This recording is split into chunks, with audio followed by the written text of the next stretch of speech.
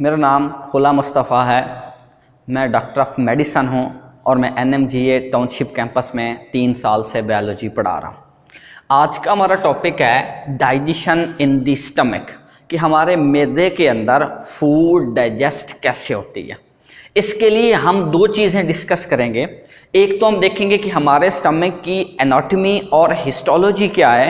Anatomy और histology कहते हैं कि जब हम बॉडी में किसी भी ऑर्गन के बारे में स्टडी कर रहे होते हैं तो सबसे पहले हमने ये देखना होता है कि वो हमारी बॉडी में किस हिस्से में है, उसकी शेप कैसी है, उसकी लेयर्स जो है वो कैसी हैं, कितनी हैं, और उसके सेल्स कौन कौन से हैं।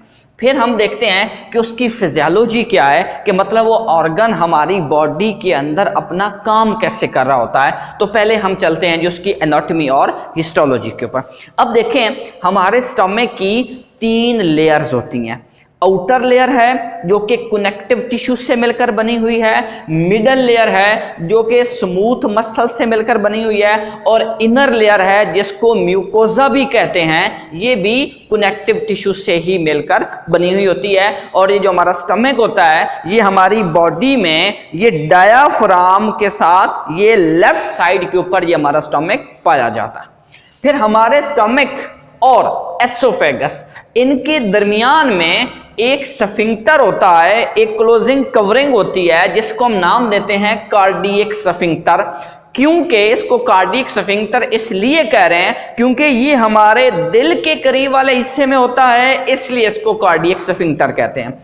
फिर हमारा स्टमक और स्मॉल इंटेस्टाइन का जो पहला पार्ट ड्यूडेनम है, ये भी आपस में कनेक्टेड होते हैं। इनके दरमियान में भी एक स्फिंक्टर होता है जिसको हम नाम देते हैं पेलोरिक स्फिंक्टर। क्योंकि ये पेलोरिक रीजन के करीब होता है, इसलिए इसको पेलोरिक स्फिंक्टर का नाम दिया जाता है। अब हम बात करेंगे फिजियोलॉजी की, कि हमारा स्टमक अब काम कैसे करता है। तो 2 तरीकों से ये हमारी फूड को डाइजेस्ट करता है।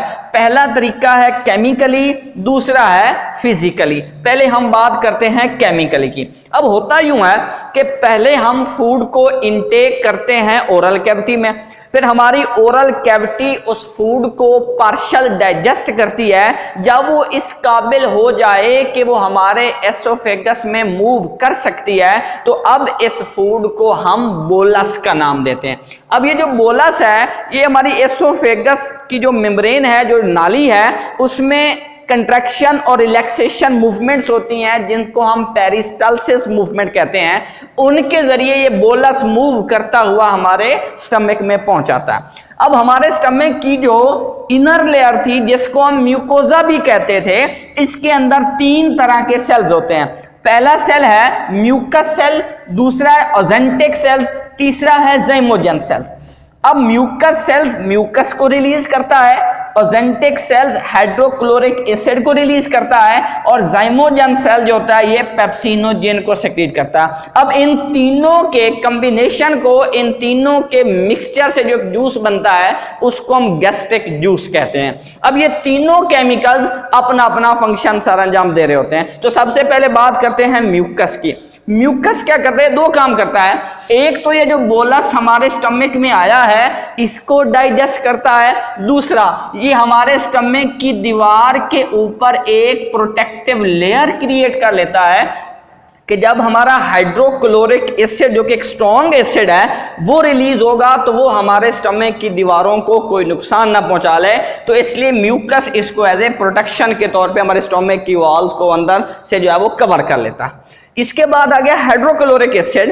इसके 3 फंक्शन हैं। एक तो हमारी फूड को डाइजेस्ट करेगा क्योंकि ये स्ट्रॉन्ग एसिड है, और ये हमारे स्टमक की जो pH है उसको ये 2 to 3 तक पहुंचा देता। इसके बाद दूसरा इसका काम ये है कि हमारे बोलस के अंदर कोई माइक्रो ऑर्गेनिज्म अगर आ जाता है तो ये स्ट्रॉन्ग एसिड उसको भी किल कर देता। तीसरे नंबर पे ये जो पेप्सिनोजेन है ये इनएक्टिव फॉर्म में हमारे स्टमक में रिलीज होता है। इसकी एक्टिव फॉर्म होती है पेप्सिन। तो ये हमारा जो HCl है इस इनएक्टिव फॉर्म को एक्टिव फॉर्म में कन्वर्ट करवा देता है, और ये पेप्सिनोजेन का काम ये होता है कि हमारे स्टमक के अंदर जो बोलस आया है उसके अंदर जो प्रोटीन के मॉलिक्यूल हैं ये उनको मुकम्मल तौर पे डाइजेस्ट कर देता। इसके बाद आते हैं फिजिकल तरीके पे।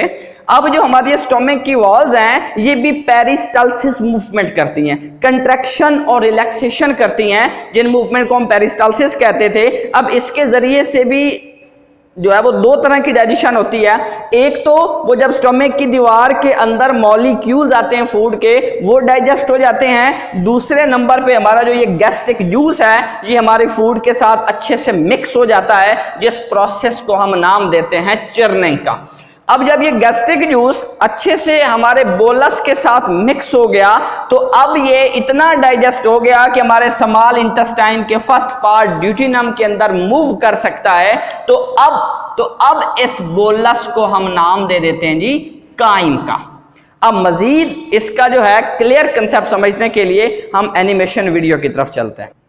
ये देखिए हमारी फूड एसोफेगस से कार्डियक स्फिंक्टर के ज़रिए से ये हमारे स्टमक के अंदर इंटर हो रही है। अब इस फूड को हम क्या नाम देते हैं, बोलस का। अब इसके इंटर होते ही अब देखिए हमारा गैस्ट्रिक जूस यहाँ से रिलीज़ हो गया। अब गैस्ट्रिक जूस के अंदर आपको पता है 3 कंपोनेंट्स हैं जो कि हम पहले लेक्चर में डिस्कस कर चुके हैं। एक इसके अंदर म्यूकस है, दूसरा हाइड्रोक्लोरिक एसिड है और तीसरा पेप्सिनोजन है। अब ये आपके पास है म्यूकस की मेम्ब्रेन जो कि आपके HCl से हमारे स्टोमक की इंटरनल मेम्ब्रेन को बचा रही होती है कि हमारा स्टोमक उसको जो हमारा HCl है उसको कोई नुकसान ना पहुंचा सके। अब ये हमारे जो HCl है ये देखिए हमारे फूड के पार्टिकल्स के साथ जाकर अटैच हो रहा है और उसको मुकम्मल तौर पे डिस्ट्रॉय कर रहा है। अब इसी तरह ये जैसा कि रिसेप्टर्स के ऊपर कोई चीज़ जाकर अटैच होती है, ये हमारे फूड के पार्टिकल्स के ऊपर जाकर ये हमारा गैस्ट्रिक जूस अटैच होता जाएगा और उसको छोटे छोटे पीसेस के अंदर ये कन्वर्ट करता जाएगा। इसके बाद जब ये छोटे से में कन्वर्ट हो जाएगी तो आप देखेंगे फिजिकली हमारे स्टोमक की दीवारों के अंदर जो है पेरिस्टालसिस मूवमेंट जारी है। अब जिसको हम चर्निंग का नाम देते थे, इससे एक तो हमारा जो गैस्ट्रिक जूस है वो हमारी फूड के साथ अच्छे से मिक्स हो जाएगा, दूसरी इन दीवारों के अंदर ही आकर ये हमारे फूड के पार्टिकल जो हैं ये छोटे हिस्सों के अंदर कन्वर्ट हो जाते हैं। अब हम इसको काइम का नाम देते हैं क्योंकि अब ये हमारे स्मॉल इंटेस्टाइन में मूव कर सकता है।